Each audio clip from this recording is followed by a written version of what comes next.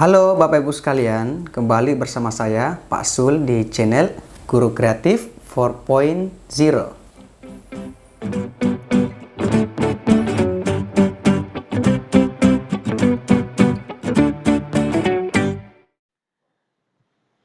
Oke, baik Bapak Ibu sekalian, bismillahirrahmanirrahim.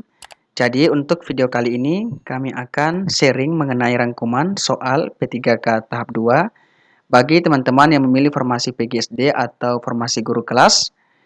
Dimulai dari kompetensi teknis, apakah pedagogik maupun profesional, kemudian manajerial, sosiokultural, dan yang terakhir adalah wawancara.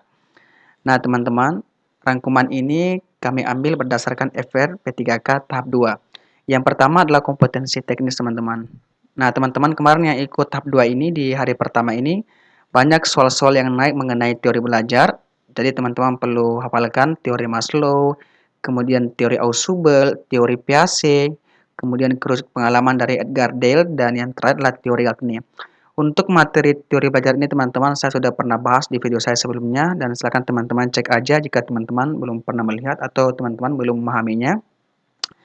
Kemudian ada soal mengenai model pembelajaran, teman-teman harus hafalkan atau membedakan dimulai dari discovery, ada problem based learning atau PBL, kemudian ada PJBL, project based learning, kemudian ada pendekatan inquiry. Nah, teman-teman perlu hafalkan seperti apa langkah-langkahnya atau sintaksnya di dalam pembelajaran. Ini pun ada beberapa soal yang muncul mengenai model pembelajaran ini, teman-teman. Dan yang ketiga ada tentang indikator dan tujuan pembelajaran.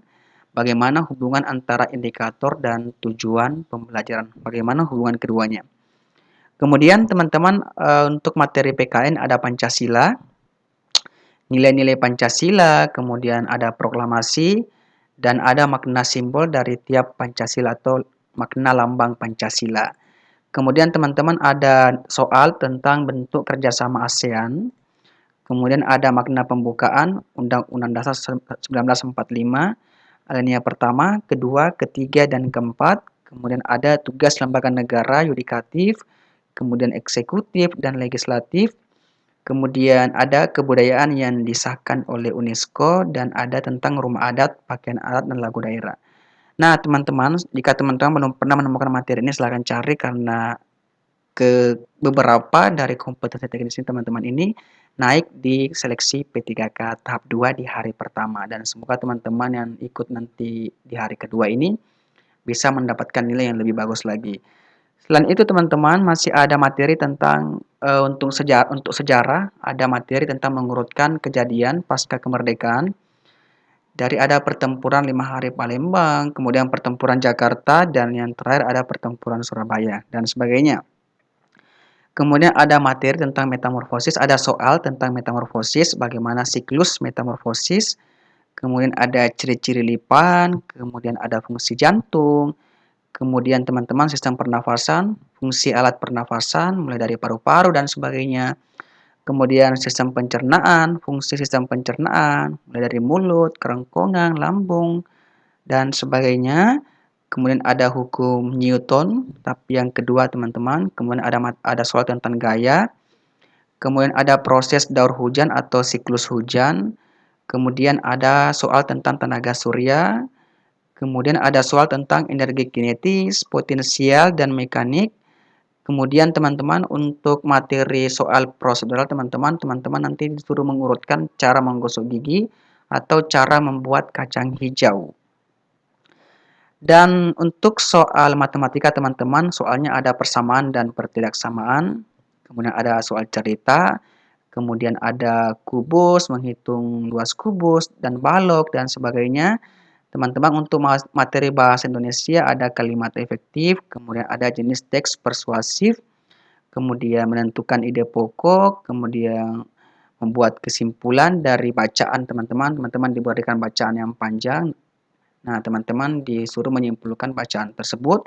Kemudian terakhir ada kata serapan. Jadi ini materi teknis yang harus teman-teman kuasai dan alhamdulillah jika teman-teman kuasai semuanya ini, maka teman-teman bisa mendapatkan nilai yang sempurna di kompetensi teknis. Jadi teman-teman ini adalah sebenarnya ini adalah FR dari tahap kedua teman-teman. Oke, Next teman-teman, untuk materi manajerial teman-teman ini saya rasa tidak masalah.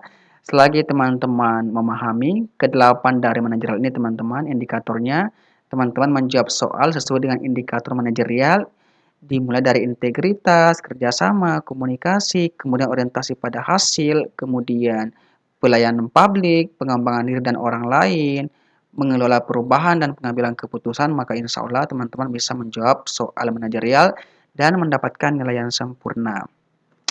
Dan sama halnya dengan kompetensi sosiokultural teman-teman, sama halnya yang tahap 1 dan tahap 2 masih opsi sangat setuju, tidak setuju, ragu-ragu, tidak setuju, dan sangat tidak setuju.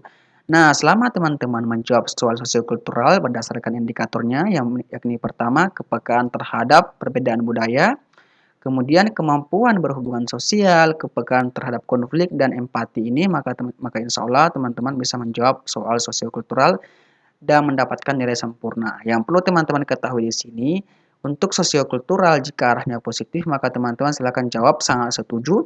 Dan jika arahnya negatif, maka teman-teman silakan jawab sangat tidak setuju.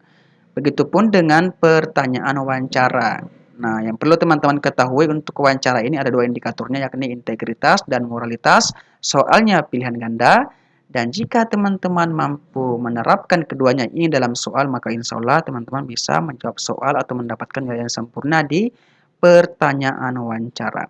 Nah, teman-teman, untuk saya cukup sekian video kali ini, dan semoga apa yang telah saya sampaikan atau apa yang telah saya sharing kepada teman-teman ini bermanfaat bagi teman-teman semuanya. Terima kasih dan semoga teman-teman bisa lolos P3K tahap 2. Amin ya rabbal alamin. Wassalamualaikum warahmatullahi wabarakatuh.